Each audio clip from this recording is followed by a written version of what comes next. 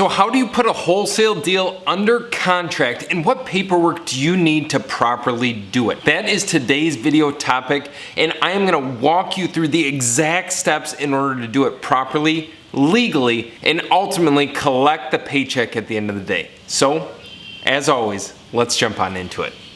If you're brand new to wholesale real estate, chances are you are extremely confused and overwhelmed with the amount of information out there on what to do to get your first deal and actually put it under contract. So to simplify things, what I'm going to share with you today are the two forms that you need. You need, first off, a state offer to purchase document, and then you need your assignment of contract. Now, what do those actually look like, and how do you find that information? To get a legitimate state offer to purchase document, what you're going to do is go to Google and search your state name, offer to purchase Realtors Association. Now, I realize that the state offer to purchase documents can be very long, they can be very wordy, and they might not make a whole lot of sense to you or I. But this is what realtors are comfortable with. This is what most title companies or escrow officers are comfortable with. And ultimately, at the end of the day, this is what attorneys are comfortable with. If you provide them with a 1-page or 2-page or 3-page offer to purchase document that someone found or created, this might pull up red flags. And this might ultimately result in you losing out on the deal. Just use your state approved forms. It's simple, it's easy, and cater them to whatever needs that you want or desire. Now, with the wholesaling assignment of contract, how does this differ than the offer to purchase agreement, and why is this even needed? So the assignment of contract is needed when you are assigning your interest in the offer to purchase to another party and you're collecting an assignment fee. Now, why you need this and what the title company will use this for is to pay you for your contractual interest in the property. Most title companies that are familiar with investing in real estate have no issues paying out on these, but make sure you talk with the proper title company, as some might not be willing to do this whatsoever, and you don't want to put yourself in one of those positions. You always pick the title company as the buyer of the property or the investor in the deal. Now, here is our assignment of contract agreement. And how does this actually break down? So like I had mentioned, it's a 1-page agreement. Nothing too complicated, but I'll walk through it with you. If you need a copy of it, obviously just shoot a message in the comments or contact me on my email. It has us as the purchasing entity to the assignee, which would be some other business or person. This goes over the contractual details of who you are purchasing it from, which is the actual seller and yourself. Then it goes into the assignment fee. So for those of you that are concerned that the end buyer might be concerned by how much money you are making, it honestly should not matter to them as long as they are willing and able to get a good deal. Some people make this known up front with they have the property under contract for $100,000 or $200,000 or whatever it is, and they tell people to make their highest and best offer. What I have found is people will come in as close to that price as possible because they don't want to overpay for the property. We just market it out there, a minimum suggested offer of, if we have it under contract for $100,000, we might say minimum suggested offer of $115,000. That is the assignment price, and it's building in that assignment fee altogether. So you don't have to worry about that, and it results in higher assignment fees. So $14,000, we put it in there. The assignee agrees to close on or before the closing date. This is applicable to Wisconsin, so of course have your attorney review everything.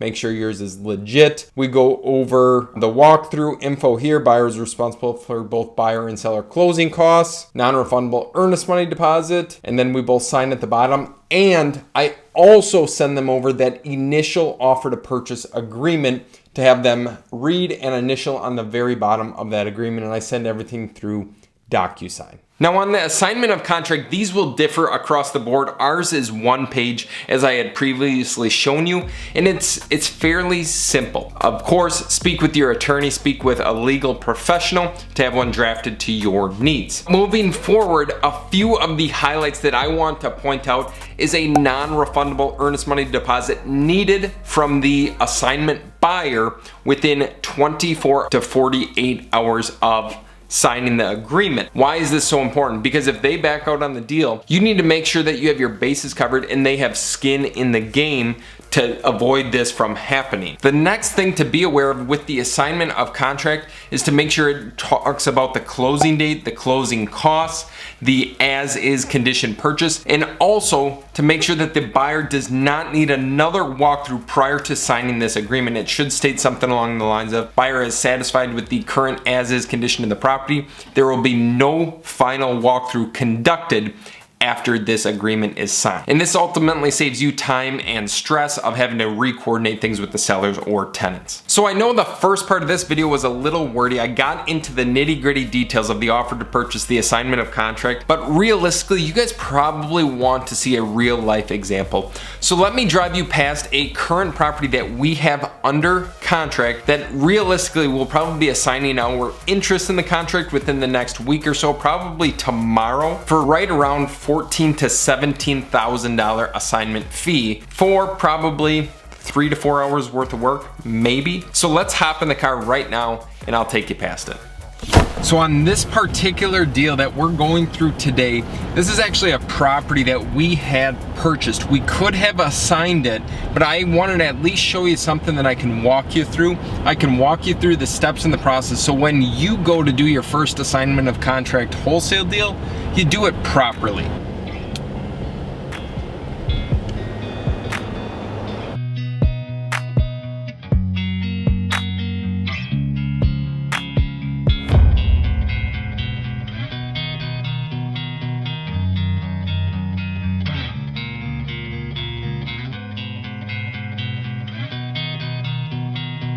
So as you can tell, this house is an absolute disaster, but what did the numbers look like? Could we have wholesaled this initially for a $10,000, $15,000, $20,000 profit?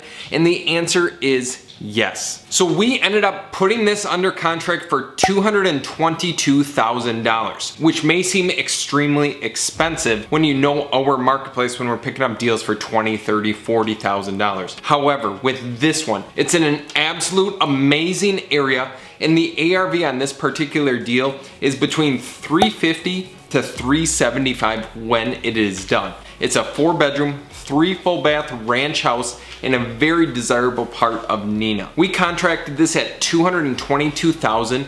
We could have wholesaled it the next day for at least $240,000 to $250,000, leaving plenty of margin for that next investor. Now, why didn't we decide to wholesale this particular deal? Because the owner, the previous owner, needed to stay living here for a couple months after we purchased it. So we were paying a mortgage on this. We actually obtained a commercial mortgage. And what our plan is to clean it up, paint it, and then relist this place back on the market. Now, how much do I think we will have in a renovation on this place? Like I said, we want to clean it up, paint it, and get it ready for market. Maybe we stick $10,000 to $15,000 into it. Say we're in for $235,000, $240,000, and we list it for $300,000.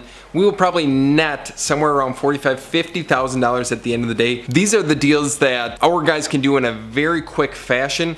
And it's simple to do. If they're just cleaning, repairing some of this cabinetry and stuff, like obviously this is all screwed up. I don't know if you guys want to eat anything off of that stove, but there is no way I'm opening this thing because we all know what vacant property fridges smell like, and it's freaking gross. So instead of making the quick $20,000 to $25,000 wholesale fee, hopefully at the end of the day we'll make a $40,000, $50,000, $60,000 wholesale fee because we closed on it, because we cleaned it up a little bit. Now, if you guys want to see more videos like this, day in the life, or taking you through active remodels that we have going on, click and watch the playlist right here of other past videos that I have done. I appreciate you watching as always, and I'll see you next time.